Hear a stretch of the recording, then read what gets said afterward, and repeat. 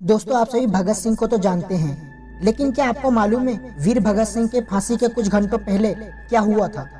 आज हम भारत के इस वीर पुरुष के बारे में बताने जा रहे हैं। ये सुनकर आपका हृदय भी रो पड़ेगा। ऐसे ही नहीं हमें आज़ादी मिली, वीर सपूतों ने बहुत कुछ सहा है, अपना खून बहाया है, तब हमें आज़ादी मिली है। भगत सिंह, सुखदेव और राजगुरु तीनों लाहौर के सेंट्रल जेल में बंद थे।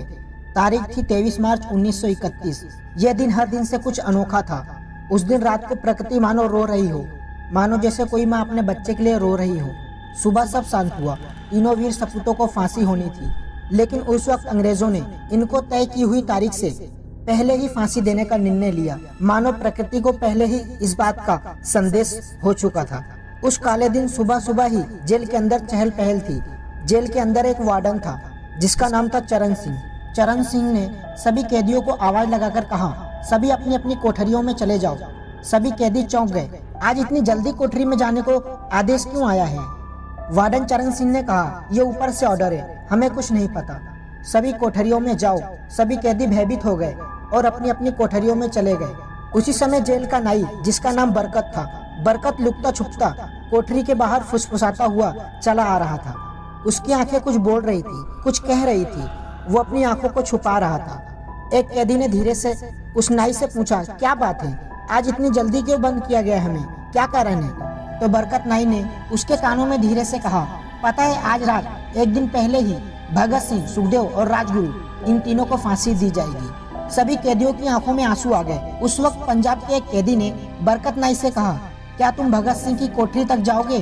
क्यों? कैदी बोला, जाओ, जाकर भगत सिंह का कोई भी सामान मिले, पेन मिले, उसका कपड़ा मिले, जो कुछ भी मिले, हमें लाकर दे दो। नाई ने कहा, क्यों? ताकि वो सामान मेरे हाथ में रहेगा तो मैं अपने बच्चों को बताऊंगा, अपने परिवारजनों को बताऊंगा, ये भगत सिंह का पेन है जिसने बहादुरी के पीछे प्राण दे दिए, पर वो कभी झुका नहीं। बरकत नाई दौड़ते हुए कोठरी में गया। नाई देखता है एक छोटी सी कोठरी है जिसका नंबर 14 नंबर की कोठरी में मानो एक शेर यहाँ से वहाँ डोल रहा हो। उस शेर की भांति भगत सिंह वहाँ डोल रहे थे। चेहरे पर कोई डर नहीं, केवल मुस्कुराहट थी। वो छोटी सी कोठरी जिसमें उनके लिए कोई व्यवस्था नहीं, और वहाँ चौड़ा बदन लेकर एक शेर उस कोठरी में डोल रहा था। बरकत नाई वहाँ से पेन ले आया, लाकर कैदियों को दे दिया। आपस में होड़ मच गई, कैदी लड़ने लगे। बरकत नाई वहाँ से चला गया। 14 नंबर कोठरी में हमारे राष्ट्र का शेर उसमें डोल रहा था। फांसी के ठीक 2 घंटे पहले भगत सिंह के वकील, जिनका नाम था प्राणनाथ मेहता, वो आए और उन्होंने कहा, शेर तुम्हें पता है?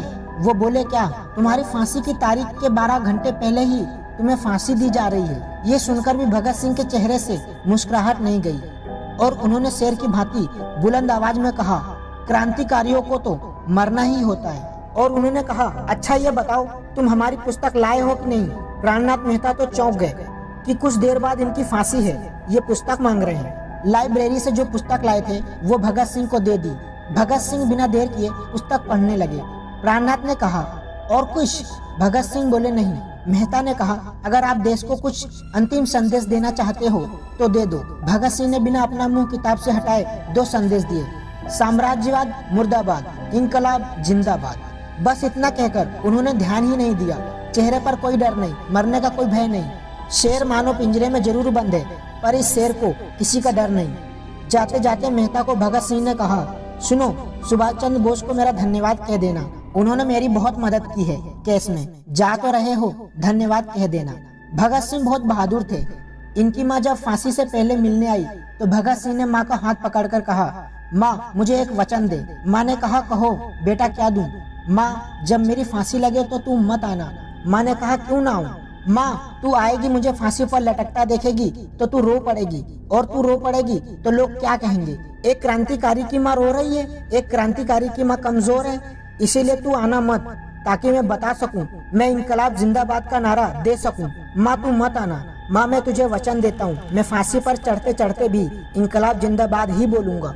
मैं ये वचन देता हूँ। माँ, मैं वचन देता हूँ, शेर का बेटा हूँ। माँ की आंखें भर गई। भला ऐसी कौन सी माँ है जो अपने बेटे की फांसी सुनकर उसका हृदय न पिघले? पर धन्य है भगत सिंह की माँ। उसने कहा, जा बेटे, चिंता मत कर, मेरा हाथ तेरे साथ है, मैं नहीं आऊंगी अगर तू इससे प्रसन्न है। ये बहुत बहादुरी की बात है। मेहता जो वकील थे वो सुखदेव और राजगुरु से भी मिले।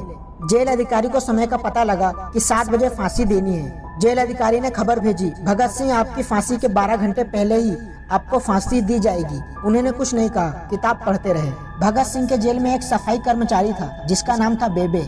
बेबे से कहा भगत सिंह ने, बेबे मैं चाहता हूँ कि फांसी के पूर्व अपने घर का, अपनी माँ के हाथ का खाना खाना चाहता हूँ, क्या तुम मेरी ये इच्छा पूर्ण करोगे? बेबे ने कहा हाँ। बेबे गया तो घर से भोजन भी लेके आया, लेकिन कर्मचारियों ने उसे प्रवेश नहीं करने दिया। तीनों को बाहर निकाला। शाम के 5 बज रहे थे। आखिरी बार स्नान करवाया। तीनों एक दूसरे का हाथ पकड़े भगत सिंह, सुखदेव और राजगुरु आए और धीमे धीमे नहीं, बुलंद आवाज में तीनों कहने लगे, कभी वो दिन भी आएगा, आजाद हम होंगे, या अपनी जमी होगी या अपना आसमान होगा। सब कैदी जेल खाने में बैठे हैं और आज सभी चुप बैठे हैं। सभी कैदी बार बार रास्ते को देख रहे हैं कि जब भगत सिंह निकले तो हम उन्हें देख लें।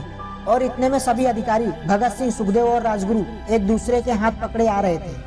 सभी कैदी बाहर की तरफ देखने लगे और हमारे भारत के शेर तीनों ने एक दूसरे का हाथ पकड़ा और डरे नहीं, सहमे नहीं, रोए नहीं और तीनों हाथ पकड़कर कहते हैं, सरफरोशी की तमन्ना अब हमारे दिल में है, देखना है दम कितना बाजुए कातिल में है। कैदियों की आंखों में आंसू आ गए, सब रोने लगे, सबकी आंखें भर गई। इनकलाब जिंदाबाद के नारे लगाते तीनों चल पड़े। तीनों जैसे ही पहुंचे, उनका वजन तोला। फांसी देने वाला जल्लाद भी था। इनके मुंह पर काला कपड़ा नहीं डाला गया और तीनों से पूछा गया, पहले कौन जाएगा? राजगुरु ने आगे बढ़कर हंसते हंसते फांसी को चूमकर गले लगा लिया। बारी बारी से तीनों ने फांसी के फंदे को गले से लगा लिया, लेकिन ये बहादुरों ने न रोए न घबराए। इनकलाब जिंदाबाद कहते हुए भारत माता के लिए अपने प्राणों की बलिदानी दे दी। उस जेल का वार्डन चरण सिंह, जब उसने ये फांसी देखा और वो लड़खड़ाता हुआ अपने कमरे तक गया और पहली बार अपने जीवन में वो 1.5 घंटे तक रोया, क्योंकि 30 साल के करियर में उसने हजारों लोगों को फांसी चढ़ते देखा, पर पहली बार ऐसे बहादुरों को फांसी चढ़ते देखा कि चरण सिंह का हृदय भी पसीज गया। पहली बार किसी बहादुर को देखा, आंख डूब गई। ऐसे ही नहीं मिली हमें आजादी, राष्ट्रभक्ति के लिए अपने प्राणों को न्यौछावर कर दिया ऐसे शेरों ने। जिंदगी में तुम भी अगर संकटों से लड़ना चाहते हो तो बहादुरों की तरह बनना, कायर मत बनना। मानव और राष्ट्र के लिए शेर बनकर आगे खड़े रहना। राष्ट्रभक्ति से बढ़कर कोई भक्ति नहीं। जय हिंद।